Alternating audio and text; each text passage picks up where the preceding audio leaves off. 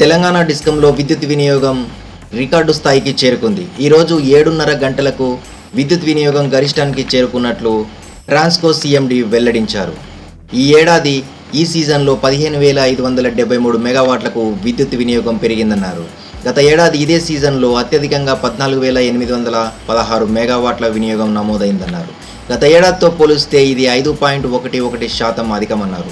అత్యధికంగా మార్చి 14న 308.54 మిలియన్ యూనిట్లు వినియోగించినట్లు వెల్లడించారు. ఆగస్టు నుంచి ఇప్పటి వరకు 266.14 మిలియన్ యూనిట్ల విద్యుత్తును సరఫరా చేసినట్లు ఆయన చెప్పారు. గత ఏడాది ఆగస్టు సమయంలో 250.25 మిలియన్ యూనిట్లు సరఫరా అయ్యిందన్నారు. గత ఏడాదితో పోలిస్తే 6.35% ఎక్కువ అని ఆయన వెల్లడించారు. పీక్ ఖరీఫ్ సీజన్ అయిన సెప్టెంబర్, అక్టోబర్లో 17,000 మెగావాట్ల వరకు విద్యుత్ డిమాండ్ ఉండవచ్చునని ఆయన పేర్కొన్నారు.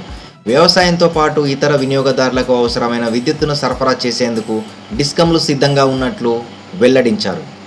తాజా సమాచారం కోసం సబ్స్క్రైబ్ చేయండి, లైక్ చేయండి, షేర్ చేయండి.